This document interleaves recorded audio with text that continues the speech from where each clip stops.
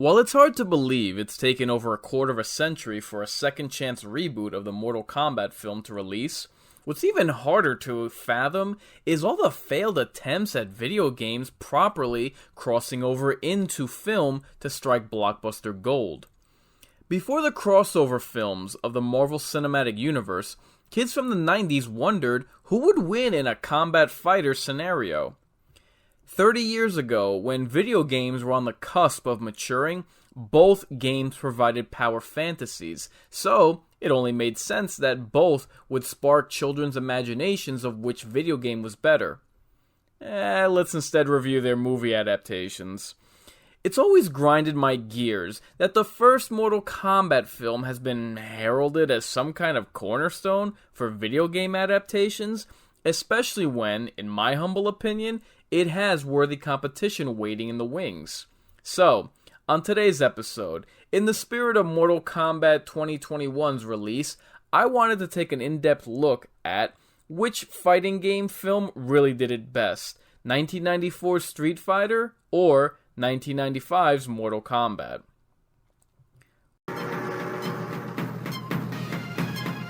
Round 1, fight! Right from the jump, let's be fair.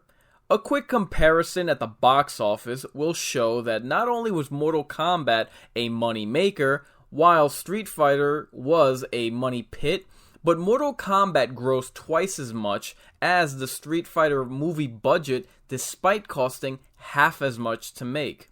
That's an undeniable boon for the film and major bragging rights over the competition. For Street Fighter, this is especially disappointing considering, unlike Mortal Kombat, this movie had recognizable actors like Raul Julia, fresh off of two Addams Family films, and a bankable action star like Jean-Claude Van Damme. Scorpion wins. Flawless victory.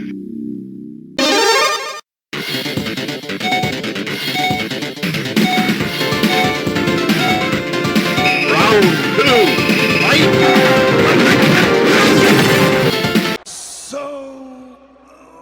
Let the Rock get this straight. You have a video game series that was so violent that it forced games to now have a rating system, consequently resulting in Mortal Kombat listed as the video game equivalent of rated R. So for the film adaptation, you make a PG-13 movie? And please, fanboys, stifle the studio wanted to make back its money. I know how returns on investments work, but Mortal Kombat is its R rating. This is a series that was built on dismemberment and D-cups, and if you don't get that, or are willing to compromise, then that's your low standards. Would you accept a Doom movie that was made family-friendly? I thought not. Skimping on the violence the MK games were known for will always be a knock against this film. End of story.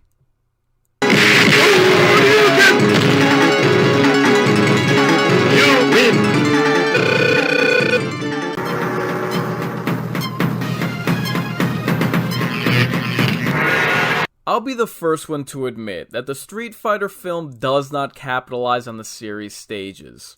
The Rooftop Temple, the Vegas Strip, Chun-Li's Wet Market. I wonder if Bat's on the menu. I, for one, would have loved to have seen a slugfest in an Air Force base. However, and first off, they were going for a 007 Save the World scenario. And secondly, and not to play favorites, but the stage omission ain't even on par with Mortal Kombat's neutered arenas. You know all those classic MK levels from the games? Ever dream of seeing them on the silver screen? Well, keep dreaming because the movie has none of that. Living Forest? What's that? Deadpool? Why bother? Portal Stage? Screw you. Soul Chamber? Go to hell. Call me biased all you want, but this comparison is a wash for the simple fact that the MK stages are more iconic than those Street Fighter levels and more integral to the plot. I bet if the director made 5 sequels, he'd be running his trash mouth about how passionate he was about these movies, despite false passion being a poor substitute for God-given talent.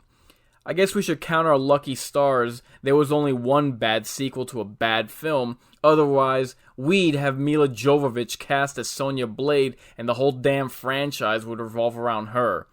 But no, seriously, that shot of the camera scaling what I assume is the evil tower, made of bowling shoe ugly CGI, was a great usage of the budget. And don't give me dated special effects. Dated means it was good for the time but hasn't aged well. This pointless effect looked every bit as fake 26 years ago as it does now.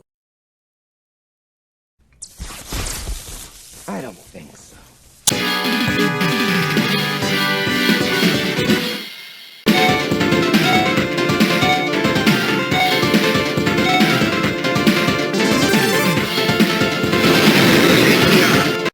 I realize that fanboys probably creamed their jorts over Liu Kang's bicycle kick, but to me, it looked even goofier in live action than it did in pixel art. I don't understand why Scorpion's harpoon is now a beaked lizard vulture. Sub-Zero's freeze blast remains intact even though the film kills him with his own move to humiliating effect. Kano doesn't even use his laser beam at all, so why feature him at all? And as far as the death blows, what? 2 fatalities with the Sub-Zero freeze and the Shang Tsung death? That's it? 2 watered down kill shots sanitized for family-friendly appeal? Yeah, lie to yourself that ain't a slap in the face. On the Street Fighter flip side, I'll confess, the special moves are shallow fan service. Ryu's Hadouken Electric Blast comes out of nowhere and amounts to a blink and you missed it effect. Guile does perform his flash kick, E Honda does the 100-hand slap, Vega does his claw roll, and Bison's Psycho Crusher. And the most shocking thing about Blanca is his atrocious makeup design.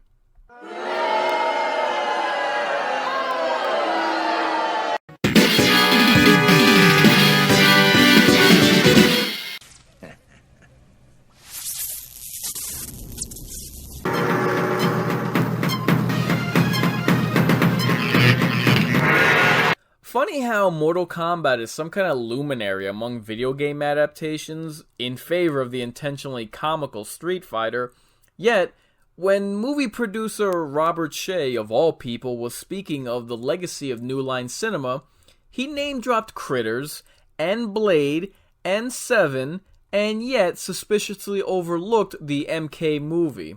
We used the success of Nightmare on Elm Street as a calling card to investment bankers to have our own initial public offering. With the additional financing that we had, we were able to increase our bank line and do a lot of other things so that we weren't only beholden to a Nightmare on Elm Street. Bob was able to put together a deal with RCA Columbia Home Video, and they did an output deal with us for 10 pictures, and the first 2 were going to be Critters.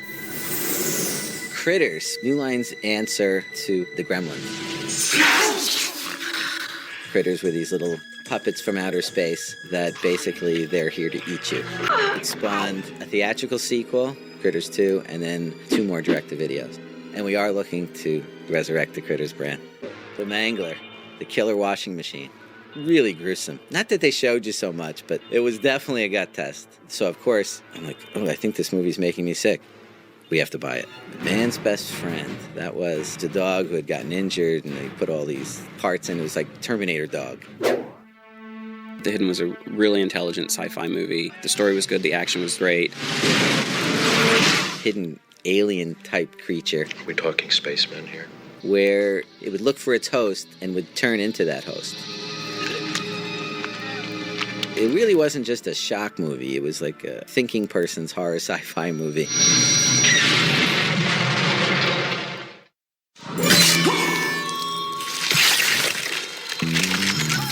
The Blade films were a lot of fun. There was a combination of kind of a martial arts vampire thing that I hadn't seen before. Hip, edgy, based on a comic book. The great thing about that franchise is they really stayed true to the vision of the filmmakers on that. It was a dark vampire movie. It had an African-American lead. New Line took a chance on a concept that was before its time, and now everybody's doing urban horror films. I especially liked Seven, and it kind of took thrillers into horror. I thought it crossed the genre. Ladies and gentlemen, we have ourselves a homicide. Seven is a kind of strange subgenre of crime films where you have spectacular crimes committed with a theme.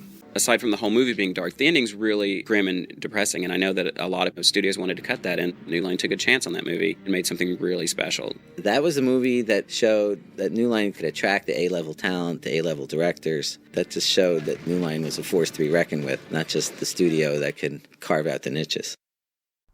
Think about that. Speaking of legacies, it is no shortage of amusement how fanboys heap baseless praise on the original Mortal Kombat and Resident Evil series as not only good films, but beacons for video game adaptations. Wrong on both counts, kids. You didn't just get it wrong, you got it backwards. Both times. It's not MK, it's Street Fighter. It's not RE, it's Silent Hill. How did you manage to foul that up in such embarrassing fashion? It wasn't until years later that I discovered who even made the Mortal Kombat film, and by then, the hack that is Paul W.S. Anderson's reputation spoke for itself. How could anyone think Mortal Kombat is a good movie when this guy couldn't make a good film if his career or that of his wife's depended on it? While Street Fighter has its tongue firmly in cheek, it's clear that MK apologists have their tongues firmly planted in Paul Anderson's ass.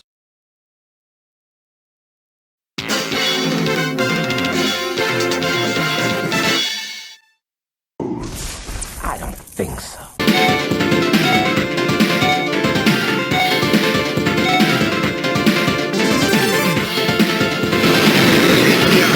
So of the four actual icons of MK, not the ones noobs think are the mascots, see also the diversity hires, Scorpion and Sub-Zero are relegated to minions.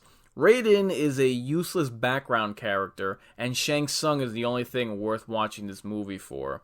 Conversely, and admittedly, Blanca was undeniably the worst thing about Street Fighter. Street Fighter 2 electronic tabletop game. Next. It's time to get real. Guile is a worthy replacement to step up to the plate of the main protagonist, especially if M. Bison is your big bad. While an argument can be made that Ken and Ryu, the Street Fighter mainstays, play backseat to G.I. John Claude, they are still heroes within the story, even if they're B players in this Van Damme vehicle. This in no way, And The Rock means no way, compares to the travesty that was beset upon Scorpion and Sub-Zero. I've heard many an apologist's excuse over the ninjas being reduced to henchmen being a good thing. They still look cool, they have their powers, they didn't know these ninjas were gonna be popular. Bitch, please! How much we gonna rock? Then we gonna roll! Then we let it pop! Don't let it go! X gon' give it to you! Look, there were 3 video games that came out before the movie dropped. In fact, the film started filming a year and a half after the second game's release and 3 years after the first game. That's plenty of time to gauge fan reaction. If the creative forces didn't realize that Scorpion was the face of the franchise they were adapting, then they had no understanding of the series they were bringing to the screens. A sign of things to come. Speaking of, hey, you know how Scorpion is like the Wolverine of the MK universe? Well, Johnny Cage defeating him in a fight is like Weapon X getting beat up by Dolph Ziggler.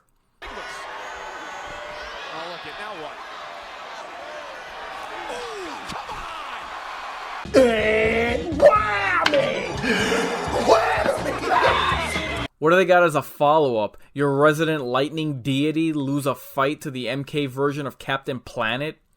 Yeah, how do you feel about your precious cult classic now? Bit of a shock to the system and a shot to your nuts, ain't it?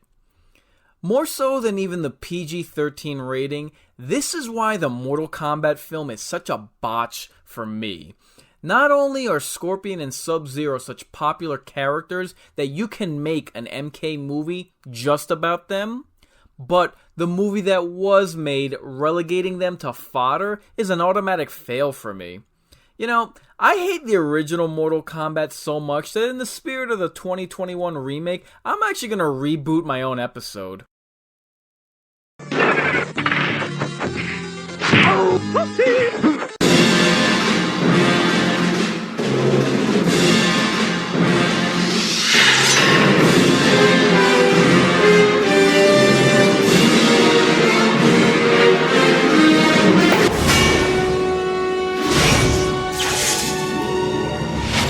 Our video game adaptation appropriately opens in Twitch Prison, where all bad little game streamers expressing freedom of speech end up.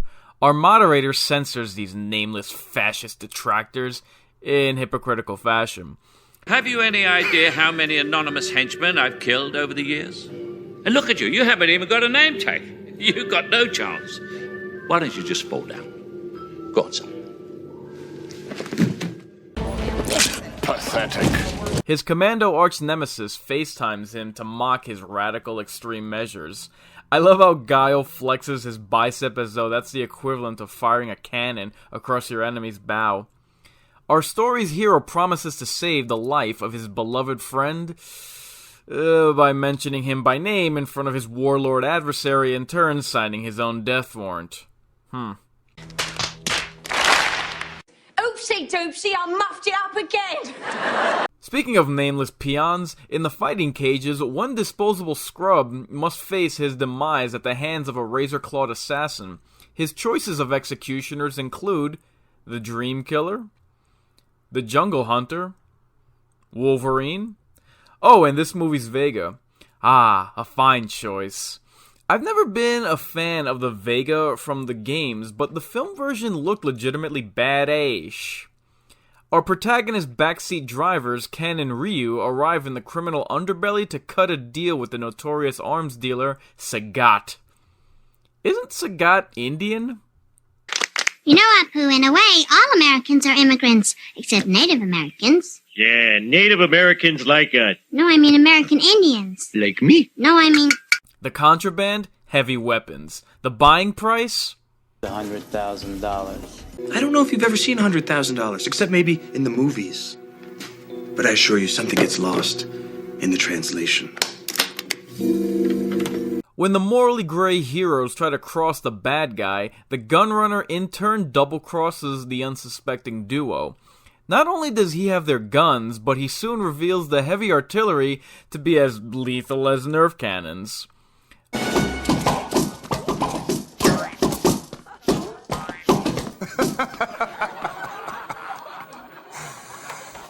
Toys. A fight ensues, not quite street fight, that's later. And by later I mean, the fact that someone actually shot a tennis ball from the knockoff weapons after proving the illegitimacy of these firearms is as stupid as it is hysterical.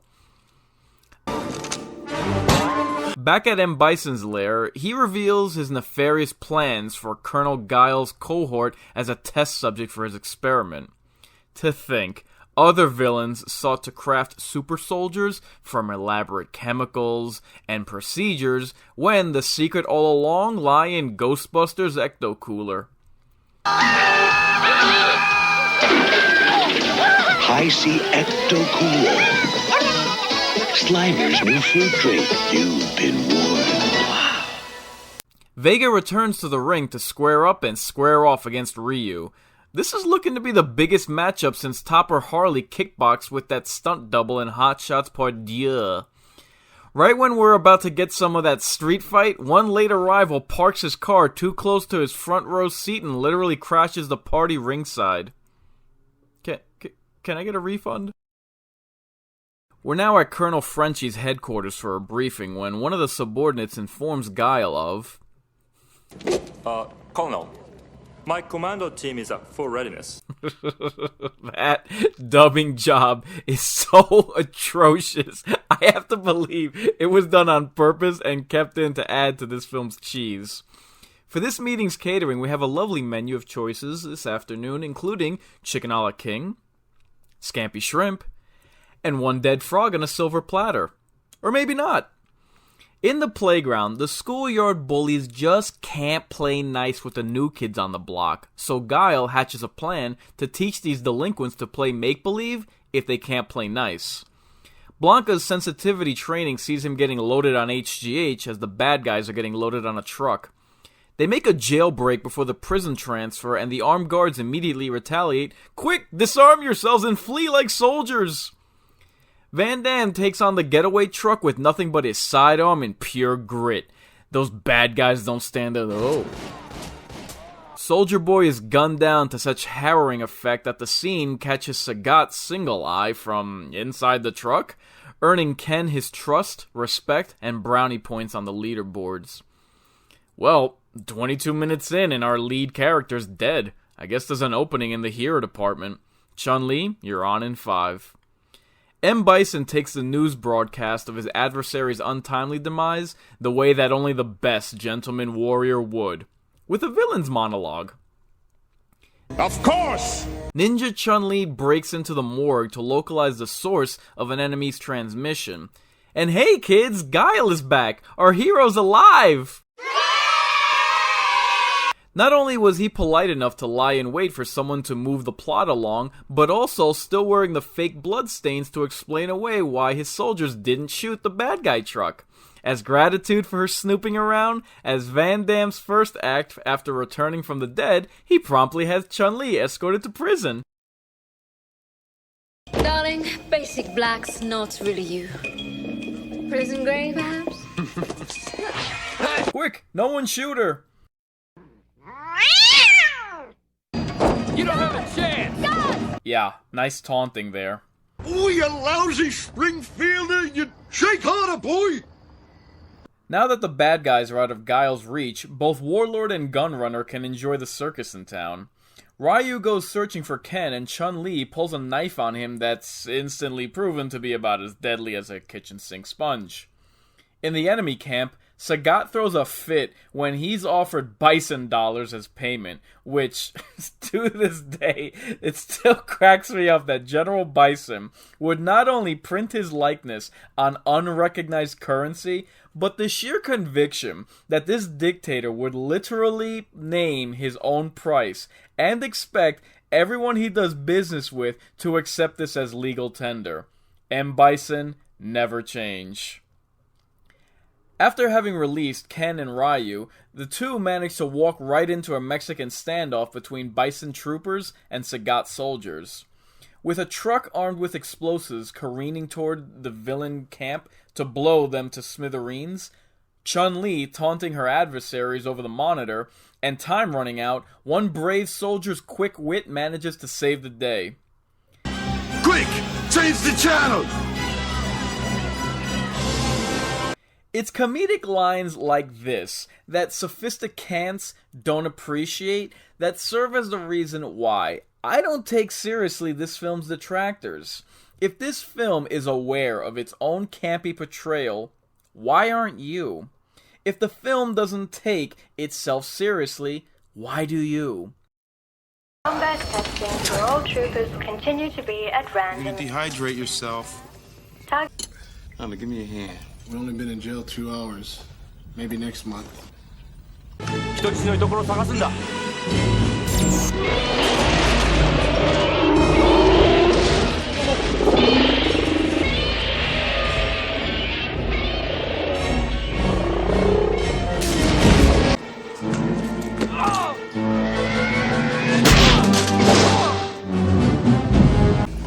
General Bison, he's a bad guy. If you know this, then why do you serve him? Because he paid me a freaking fortune, you moron. You got paid? I'm afraid the fireworks backfire on our heroes and rekindle the budding romance between Bison and Sagat enough for them to kiss and make up. Our villains are safe and sound, our do-gooders are in custody, and our morally gray characters experience an attack of conscience. All is right in the world. General Guile celebrates his resurrection with a slideshow of home movies when the comedically poorly dubbed soldier reminds him that they're still in the middle of an ongoing war, and they should probably spend their time on a plan of attack. After the boxer mocks the torture techniques of his captor, the prison guard feels Dollar Tree Danny Glover has worked up an appetite from mouthing off and serves him a knuckle sandwich. I see you like to chew. Maybe you should chew on my fist! Balrog? More like bell rung. You want to talk about how underrated this film is? Let's talk underrated. Even with all this movie's camp and cheese, it still manages to pull out a classic, motivational speech fit for the 80s decade that its hero hails from.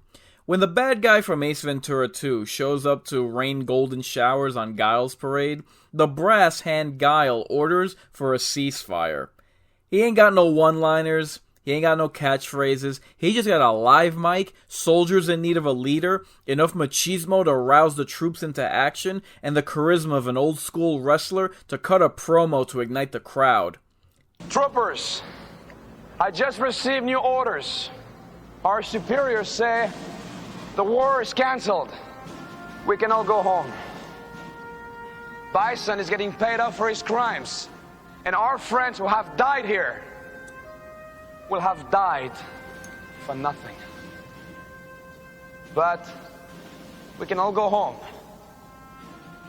Meanwhile, ideals like peace, freedom, and justice, they get packed up. But we can all go home. Well, I'm not going home. I'm gonna get on my boat, and I'm going upriver, and I'm going to kick that son of a bitch Bison's ass so hard that the next Bison wannabe is gonna feel it. Now, who wants to go home? And who wants to go with me? Top that, Mortal Kombat. Take a look at that one rogue toupee. Always a lost woman. And if that scene did not sufficiently provide enough weapons-grade moxie to cause audiences to spontaneously grow an Adam's apple, this follow-up will most assuredly do the trick. Chun-Li pours her heart out over how, at the onset of Bison's career as a burgeoning despot, her father gave his life to marshal villagers in a brave stand against the tyrant's advancing forces, sending the invaders retreating despite superior firepower. Bison, all the while, casually removes his armor, slips into a robe fit for a boss, even swapping out his service cap for another one matching his loungewear, and even fixes himself a drink. The general's response? I'm sorry. I don't remember any of it. For you, the day Bison graced your village was the most important day of your life. But for me, it was Tuesday. It's the one and only Digo Double G. What a legend. Folks, I don't care what you think about this film or Mortal Kombat. If you can't see for yourself that a hero's rousing speech followed up by a villain's backhanded insult makes for great storytelling, then you are stone cold dead wrong, and there ain't no cure for the stupids. And while certainly the best of Bison's taunts, it sure ain't his last. His death was designed to ingratiate his spies with you. I guess you didn't see that, did you? You still refuse to accept my godhood. Keep your own god. In fact, this might be a good time to pray to him. How do these characters not spontaneously combust from such sick burns? Truly meme-worthy. General Bison, you, sir, are a scholar. M. Bison is so fiendishly evil, he has a chandelier made of human bones, a John Wayne Gacy painting of himself, a lounge chair adorned with horns, straws affixed with his M. Bison logo, a fireplace of a flaming skull, and plays mood music while his own captor threatens his very life. She hits M. Bison so hard, she exposes part of this film's set while his head crashes through a window. Now how are we gonna survive in this harsh, unforgiving terrain? All right, Donnie, make sure the wheel goes all the way around. Oh no! Headhunters! Am I fired? When our brave, strong men storm in to protect this indie penny woman who no need no mang, only then does Bison make a quick getaway to hide behind a mostly sealed chamber before flooding the room with the same gas that the media blows up Kathleen Kennedy's ass to remind her that identity politics gives her plot armor.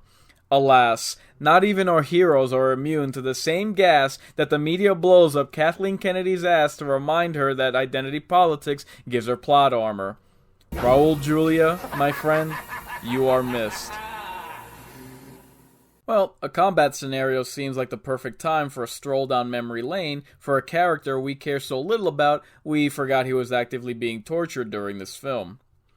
Only too late does Colonel Guile realize the complete futility of a camouflage gunboat when it can easily be tracked by the rippling water it leaves behind it. Oopsie doopsie, I muffed it up again. Okay, kiddies, Uncle Bison ain't joking around no more. Don't let that joystick of a command station fool you. Bison launches every cheat code in the book to dead him some Guile.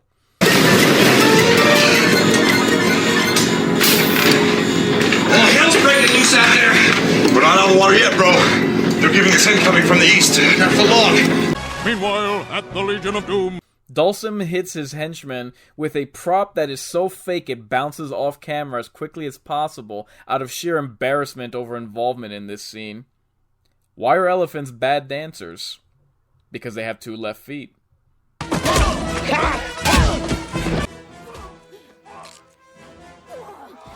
That gradually did the trick.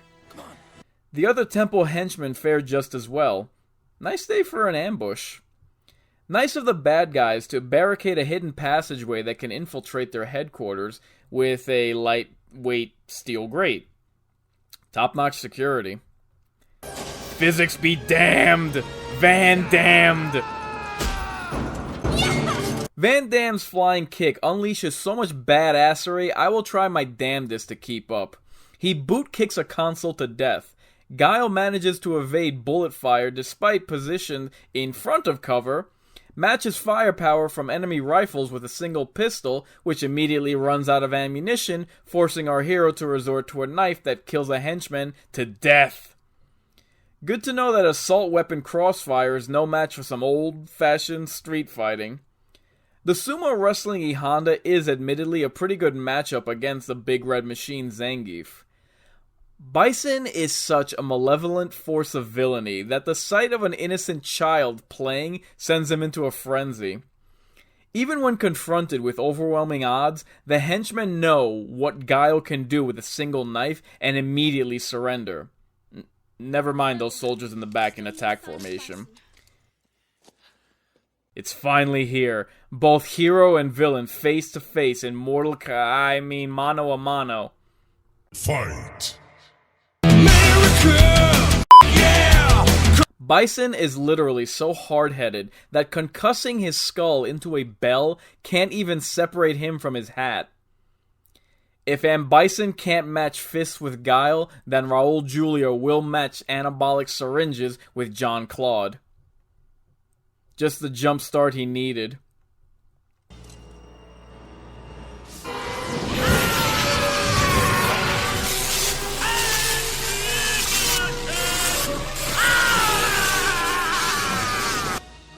While I understand and agree with fan complaints that Ken and Ryu should have been developed further, I at least do very much enjoy the rivalry that is developed between them against Sagat and Vega, culminating in their climactic brawl. Only a thespian of Raul Julia's caliber could kick as much ass while pummeling an 80s action star with a monologue. This is merely superconductor electromagnetism. It levitates my desk, where I ride the saddle of the world. And it levitates me.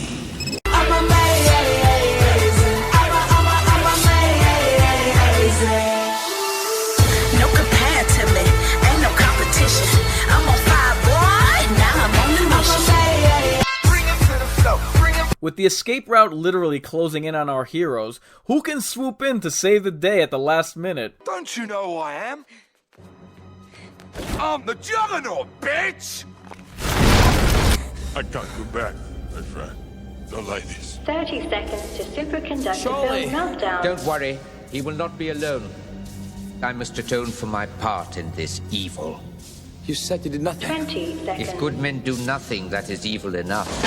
Ah, wise words from the Buddhist throwaway cameo. Your character has been redeemed. After kicking M. Bison so hard that the next Bison wannabe feels it, Guile returns from the dead for a second time and, in less impressive fashion, simply sauntering out of the fog of war. Sagat falls off the deep end when the epiphany dawns on him that the only thing he's getting rich off is Bison Monopoly money, which is only apropos because his cue ball is as bald as the Monopoly guy. Do not pass go. Do not collect $200.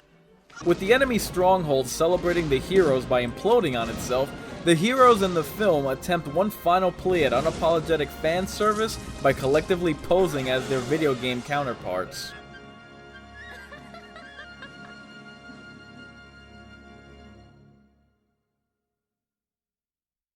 I endorse this film wholeheartedly. It has the perfect levels of cheese and charm. Raul Julia completely throws himself into his villain's role and hands it up when he wants to, but gets down to business when he needs to. As far as bad guys in kids' movies, M. Bison is right up there with the likes of Davy Jones.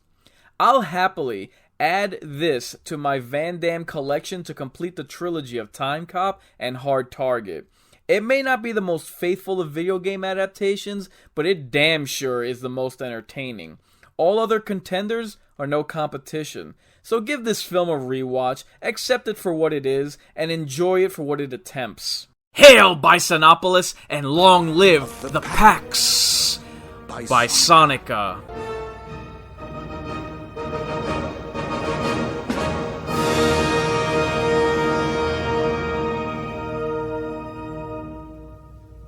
That was beautiful.